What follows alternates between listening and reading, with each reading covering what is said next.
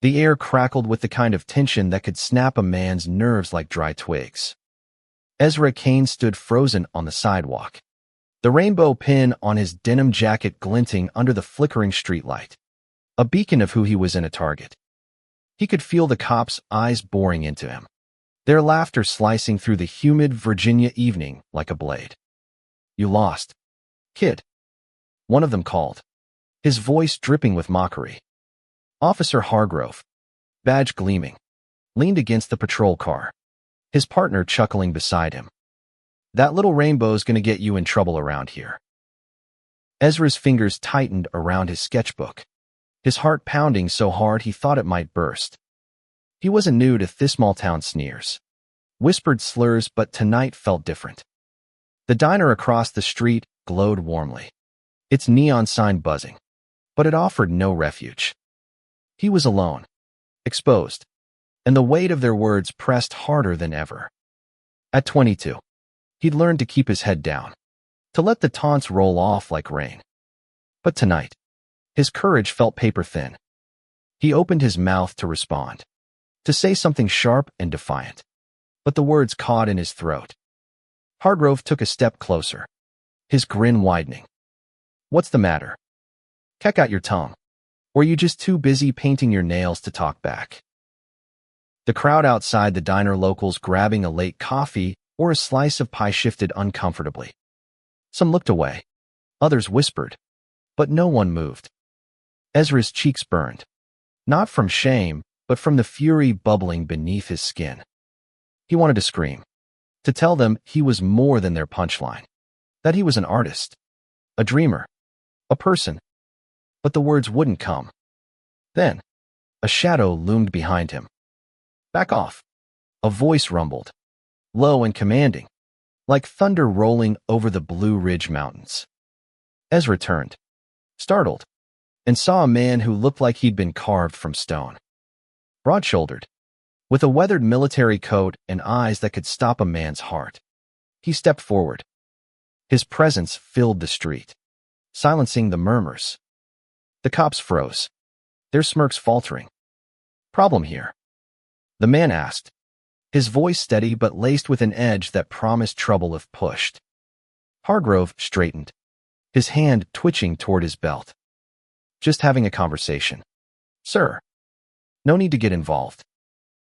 "It's not a conversation when you're bullying my son," the man said, his words landing like a grenade. The street went silent. Ezra's breath caught, his mind reeling.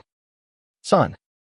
He didn't know this man, had never seen him before, but the weight of that word wrapped around him like armor. Hargrove's face reddened, his partner shifting uncomfortably.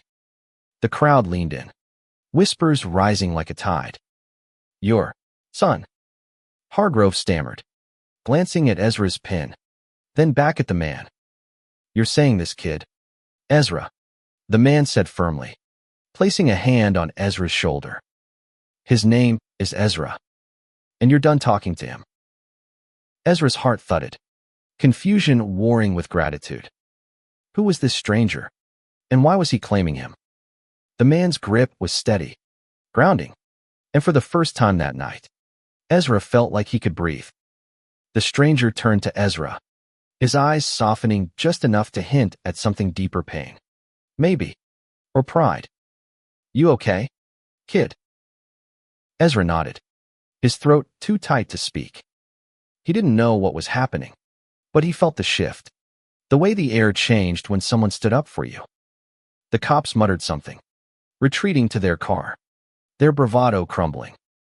The crowd dispersed, some casting curious glances, others hurrying away as if afraid to be caught in the aftermath.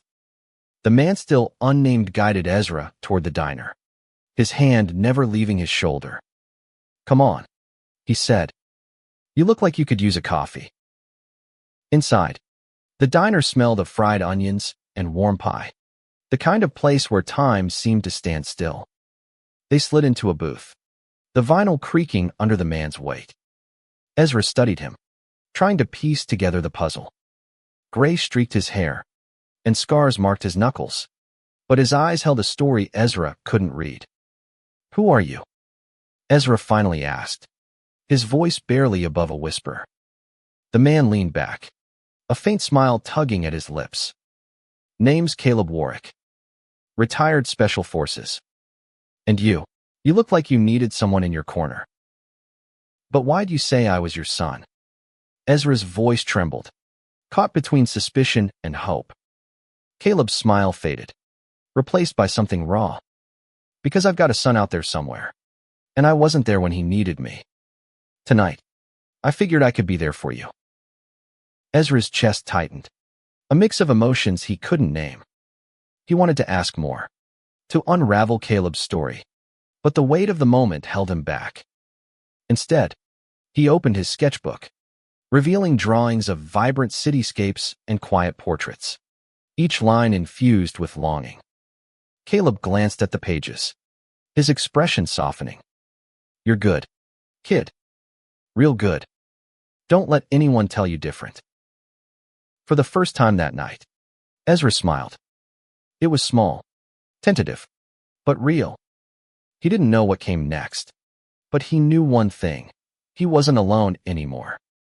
Ezra sipped his coffee, the bitter warmth grounding him as he sat across from Caleb in the diner's dim glow. The hum of conversation around them felt distant, like a radio tuned to static. He kept stealing glances at Caleb, trying to reconcile the man's rugged exterior with the quiet kindness in his eyes. You didn't have to do that, Ezra said, breaking the silence. Back there. I mean, you could have walked away. Caleb shrugged, his coat shifting over his broad shoulders. Walking away's easy. Standing up's harder. I've done enough of the first to know it doesn't sit right. Ezra traced the rim of his mug, his thoughts a tangle. He wasn't used to people stepping in, especially not strangers. Growing up in Willow Creek, Virginia, he'd learned to navigate the town's unspoken rules. Keep your head down. Don't flaunt who you are. And never expect backup. The rainbow pin was his quiet rebellion, a spark of defiance against a world that often felt too small for him. So, your son, Ezra hesitated, unsure if he was crossing a line. You said you weren't there for him. What happened? Caleb's jaw tightened, his gaze drifting to the window where the streetlights cast long shadows. For a moment, Ezra thought he wouldn't answer. Then, in a voice rough with memory, Caleb spoke. His name's Lucas. He'd be about your age now. When he was 16, he told me he was gay. I didn't handle it well. Caleb's fingers tapped the table, a restless rhythm. I was a soldier, trained to see the world in black and white. I thought I could fix him, make him fit. Pushed him away instead. He left home at 18, and I haven't seen him since. Ezra's heart sank, not just for Caleb, but for Lucas, out there somewhere, carrying that wound. He knew what it felt like to be unseen, to be told you didn't belong. Do you know where he is? Caleb shook his head. Tried finding him. Letters, calls, even hired a guy once. Nothing. He doesn't want to be found. His voice cracked, just enough to betray the weight he carried. When I saw those cops on you, it was like seeing Lucas all over again. I couldn't just stand there. Ezra swallowed, the sketchbook in his lap feeling heavier. He wanted to say something comforting, but words felt inadequate. Instead, he flipped to a blank page and started sketching, his pencil moving instinctively. The lines formed a face-strong jaw, tired eyes, a man who'd seen too much but still stood tall. Caleb, you're drawing me? Caleb asked, a hint of surprise in his voice. Ezra nodded, not looking up. You've got a story in your face. I like drawing stories.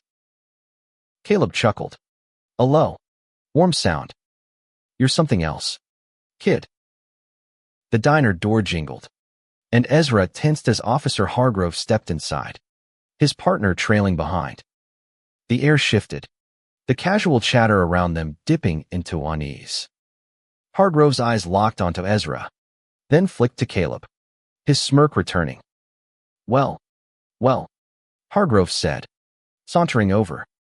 Didn't expect to see you two cozying up. What's this? Some kind of family reunion? Caleb didn't flinch, but his eyes narrowed, sharp as a blade. You got a problem, officer. You take it up with me. Leave the kid alone. Hargrove's smirk faltered, but he pressed on, leaning closer. Big talk for an old soldier. This town doesn't take kindly to certain types. You might want to watch your step. Ezra's pencil froze, his pulse racing. He hated how small he felt under Hargrove's gaze, how the man's words seemed to shrink the world around him. But Caleb's presence was a shield, steady and unyielding. Funny, Caleb said, his voice calm but laced with steel. I spent 20 years defending towns like this so people like you could sleep easy. You want to talk about watching steps? Start with your own. Hargrove's face darkened, but before he could respond, the diner's manager, a wiry woman named Marla, stepped between them. Enough, she snapped. You're scaring my customers. Take it outside or leave. Hargrove hesitated, then backed off, muttering under his breath as he and his partner retreated to a corner booth. The diner exhaled, conversations resuming, but Ezra's hand still shook. Caleb leaned forward, his voice low. Don't let them get in your head. They're small men with loud mouths. Ezra nodded, but the weight of Hargrove's words lingered. He glanced at his sketch, Caleb's face taking shape under his pencil. It wasn't just a portrait, it was a promise. A reminder that someone saw him, really saw him. As the night wore on, Ezra and Caleb talked about art, about war, about the dreams that kept them awake. Ezra shared his hope of leaving Willow Creek, of studying art in New York, where he could be himself without fear. Caleb listened, his silence a kind of respect Ezra wasn't used to. When they finally left the diner, the street was quiet, the stars bright overhead. Caleb paused, looking at Ezra with something like pride. You're stronger than you think, kid. Don't forget that. Ezra clutched his sketchbook, the weight of Caleb's words settling deep. For the first time in a long time, he believed it. The next morning, Ezra woke to the sound of his phone buzzing. A text from an unknown number. Meet me at the community center. 10 a.m. Got something for you. Caleb. His heart skipped, curiosity mingling with nerves.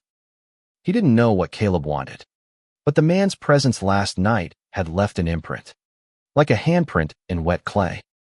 Willow Creek's community center was a squat brick building, its walls covered in faded murals of local history.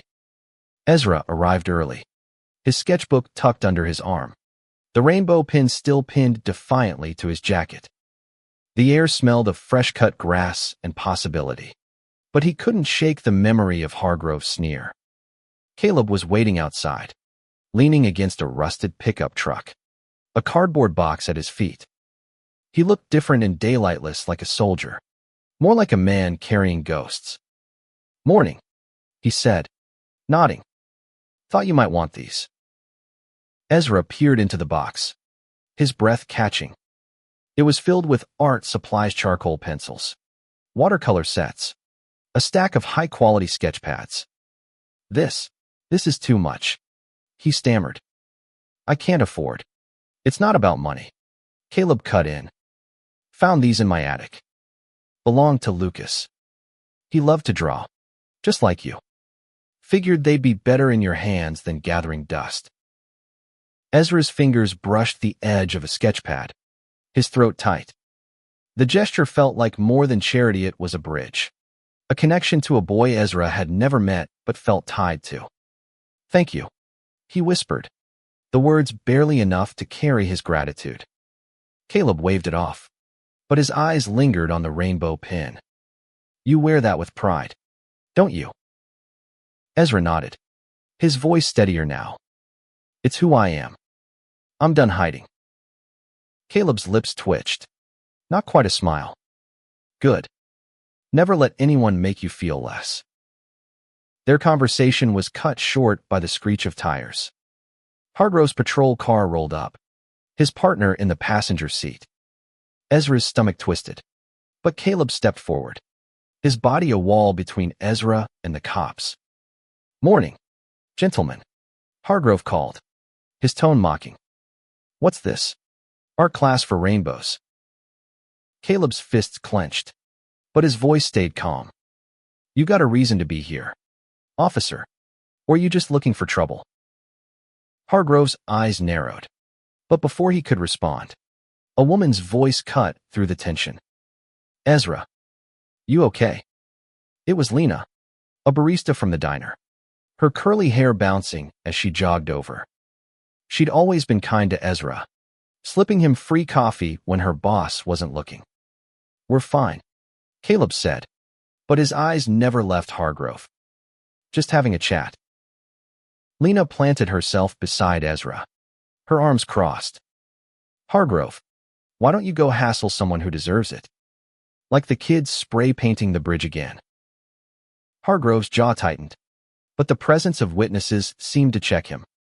He muttered something and drove off, tires kicking up gravel. Lena turned to Ezra, her expression softening. "You good?"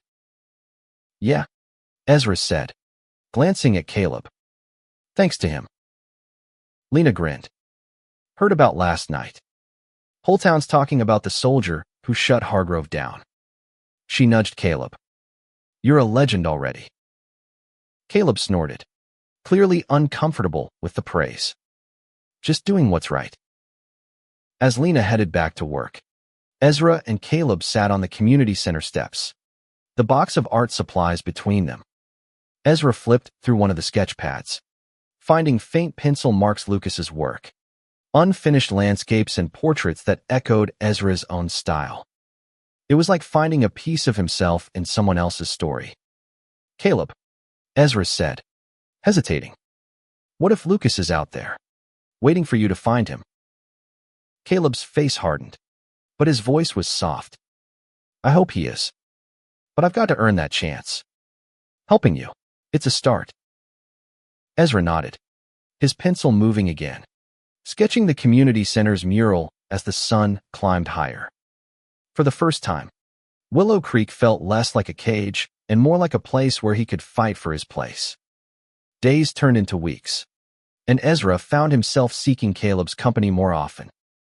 They'd meet at the diner or the community center, sharing stories over coffee or sorting through Lucas's old art supplies. Caleb's gruff exterior softened with each meeting, revealing a man who'd spent years burying his pain under duty and regret. One afternoon, Ezra showed Caleb a new sketch of vibrant mural design for the community center, bursting with color and hope. "I want to paint this," he said, his voice alive with possibility. "Something that says we belong here. All of us." Caleb studied the sketch, his eyes lingering on the rainbow woven into the design. "You've got guts, kid. That's going to stir things up." Ezra grinned, a spark of defiance in his chest. "Good. Let it." But stirring things up came with a cost.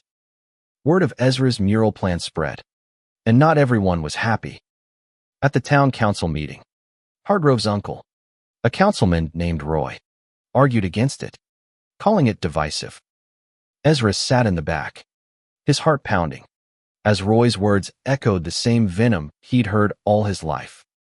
Caleb was there too, his presence a quiet anchor. When Roy dismissed Ezra's mural as propaganda, Caleb stood, his voice cutting through the room. "That mural's about hope, not division. You'd know that if you bothered to listen to the kid."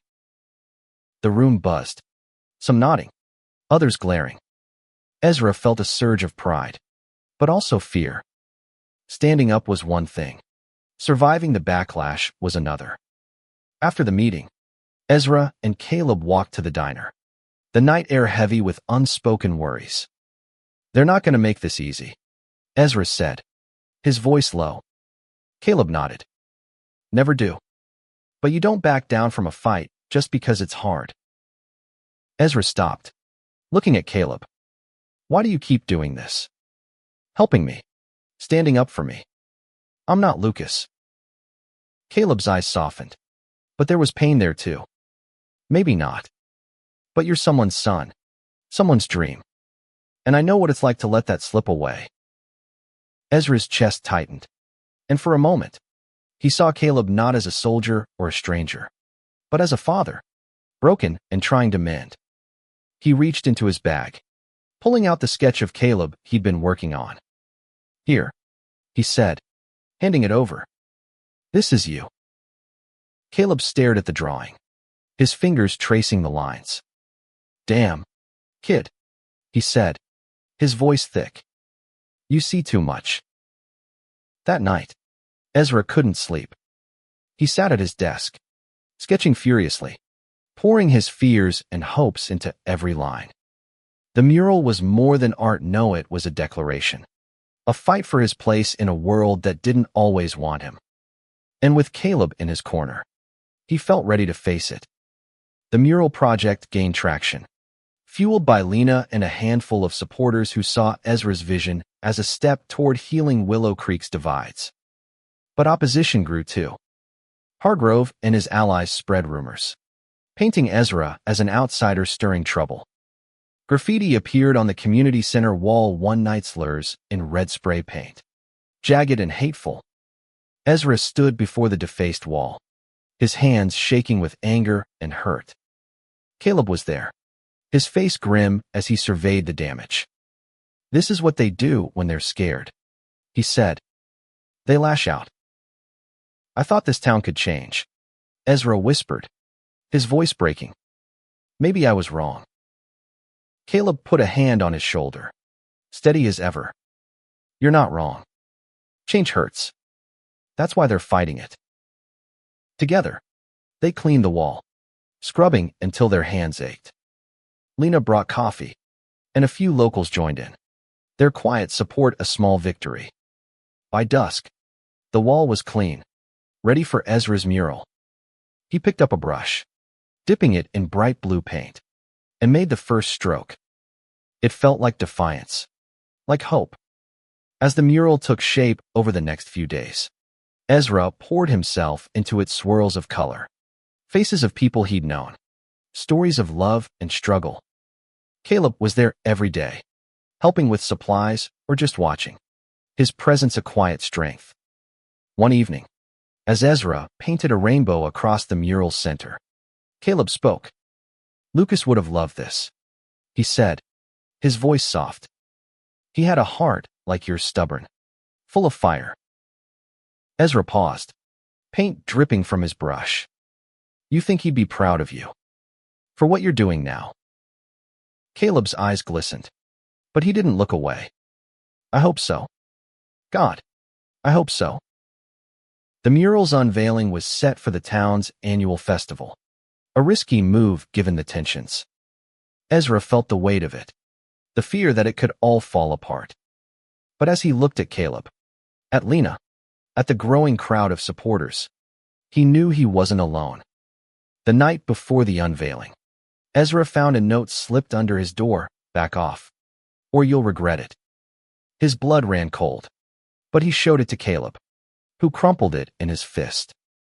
They don't get to win, Caleb said. Not this time. Ezra nodded, his resolve hardening.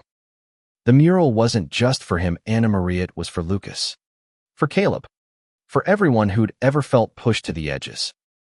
The festival dawned bright and chaotic, Willow Creek's main street alive with music, food stalls, and laughter. But beneath the cheer, tension simmered.